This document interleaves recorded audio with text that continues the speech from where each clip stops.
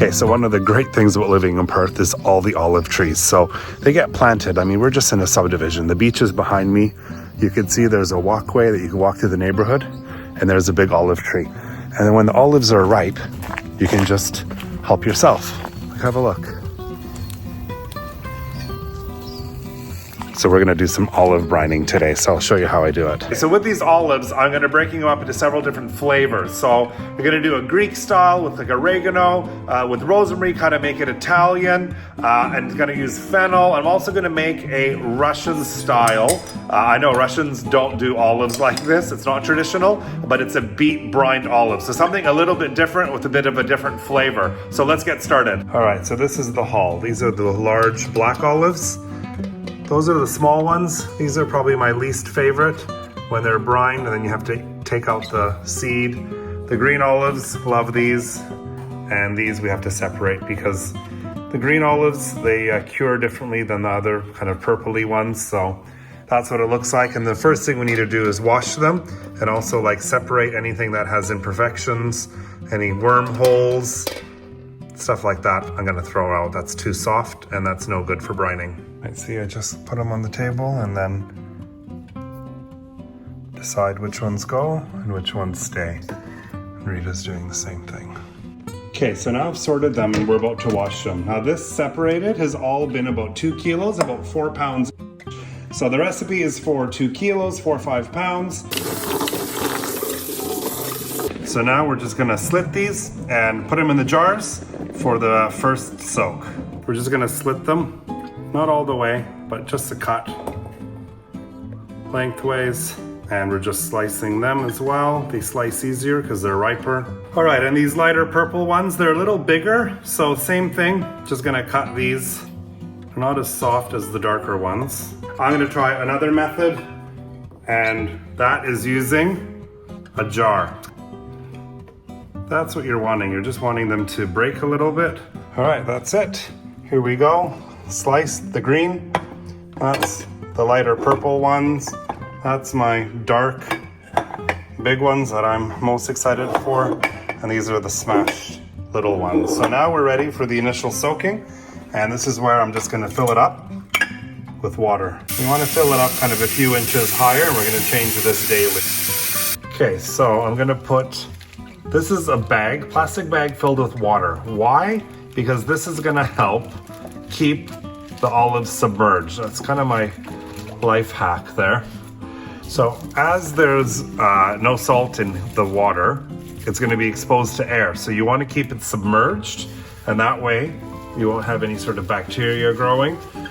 Because I'm using jars, I don't have a plate, right? Some people will put a plate on. You can see it's all still submerged. So a bit oxidized because I waited too long as I was cutting all of them, but now we're ready. All right, so here it is in my little cupboard where I do all my fermenting with the bag on top. Okay, so you can see there the soak from overnight. The colors are coming out. And then just fill it up with water again. All right, now that goes back in the cupboard again. Do it again tomorrow.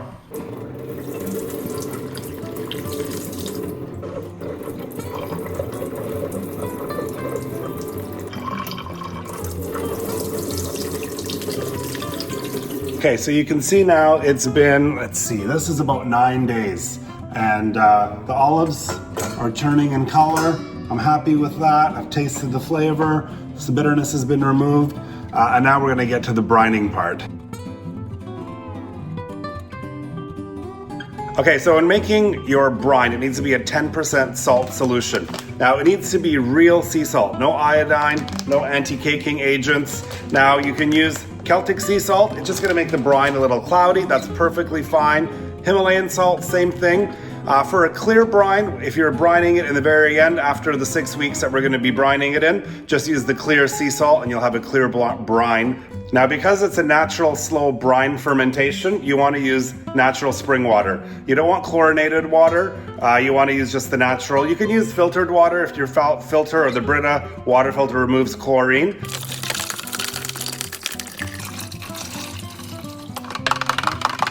This has to fully cool. You can't put this warm brine into the olives. And one more thing for the brine is I'm adding apple cider vinegar. Half a cup to 3/4 of a cup for the 4 liters. Should be okay for the gallon as well.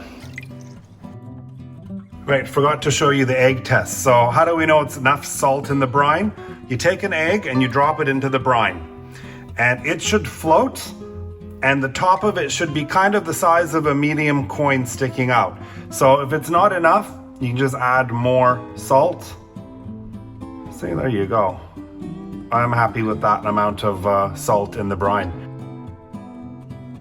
Now, you could leave them whole if you like. I just think it's a lot easier to eat these. They're ready to go. Okay, so now these here are the small bottle crushed ones. And these can just get pulled out like that. Makes it easier to eat. Green is younger, it's firmer. The black olives are softer. This is the most time-consuming part. Now we can put that in the jars. All right, so here we go. All ready, rinsed, no pits, and ready to put into the jars. Now I'm making more than one flavor. I'm dividing this batch into 2 flavors, including my Russian one. This one will be one batch, that'll be a separate batch. You don't want all the same flavors. You want to change it up a bit. Okay, so to prep for the brine, I'm gonna just smash some garlic. You want about 5 cloves. Smashing just releases the flavor, that's it. These are small, so I'm putting extras in. Okay, so all of these get bay leaves and the garlic cloves. So about 5 cloves of garlic, and then you add your seasoning. So for the crushed ones, I'm gonna put in a teaspoon of the oregano and a teaspoon of the dried chili. Now for this one, I'm just gonna add a sprig of fresh rosemary.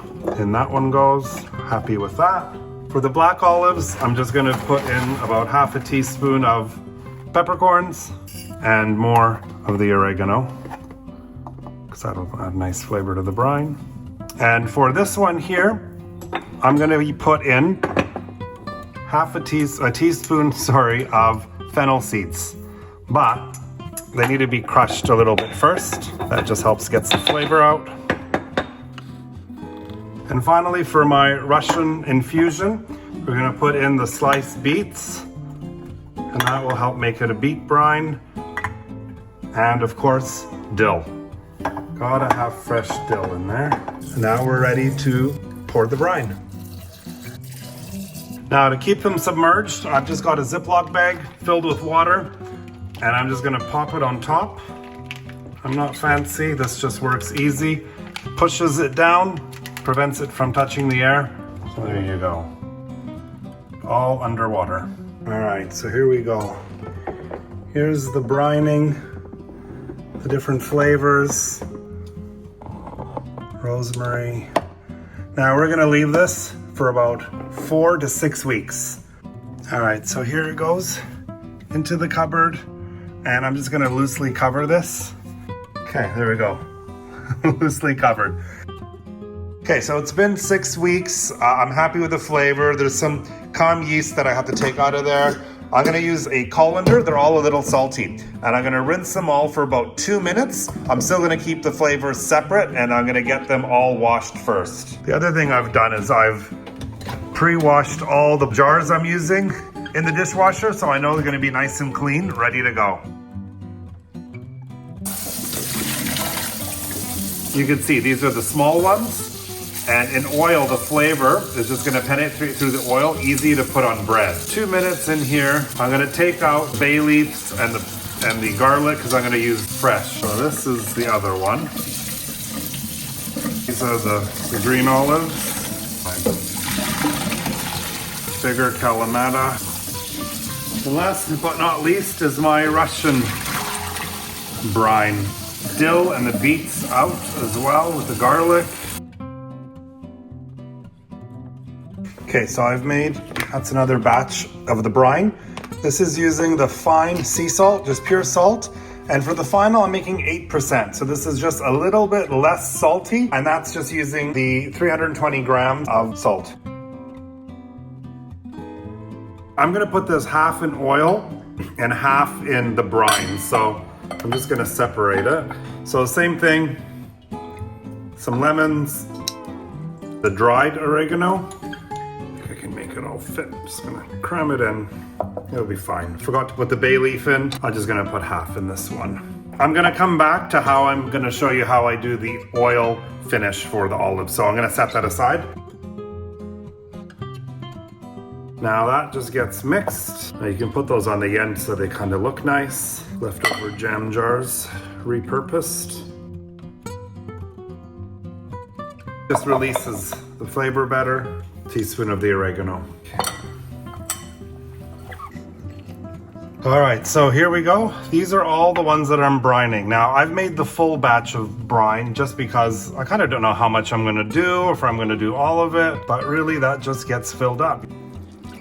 And the final thing before sealing and putting in the fridge is I'm gonna do just a little bit of olive oil on top. That just helps seal it from any air, and into the fridge they go. Okay, so I'm just prepping for my Russian brined olives. Now, I like using the fresh, not brined beets, because I think it gives a nicer color and it looks nicer. You don't want liquid in the oil. So to get some of the liquids out, I'm just gonna put this in salt just for about 10 minutes, just to draw some of the moisture out from the beets before we're gonna use it. They're just cut thin.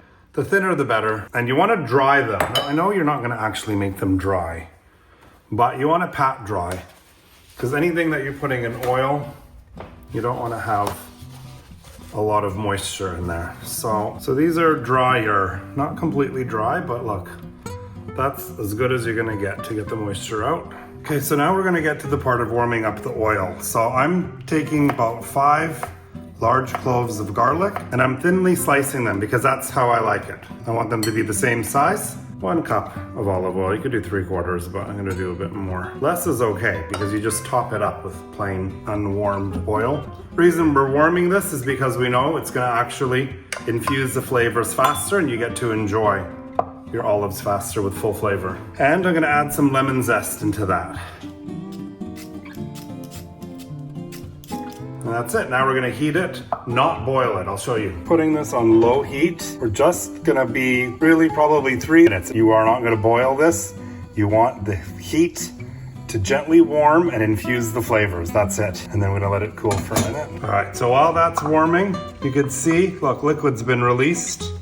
So I'm gonna pat that dry as well. I'm gonna drain the liquid first. And in the very last minute of the oil infusion, I'm gonna pop this in to heat through and then add the color as well. Okay, so this is 3 minutes. It's starting to have little bubbles. I'm gonna put my beets in, and they're gonna add extra color and release flavor as well, just for probably another minute. And then this is gonna cool for 5 minutes before we toss. We don't want it hot, just needs to be warmed. And I'm gonna take some bit of fresh dill. Now I'm gonna chop this dill up. In the oil it goes. Wouldn't be Russian olives without Russian vodka. Just gonna add a splash. Got some lemon, just gonna squeeze some in, it's fine. All right, so this is cooled.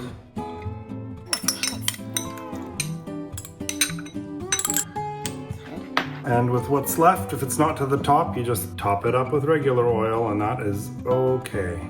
Okay, there you go. That's my Russian olives. Flavors infused in the oil.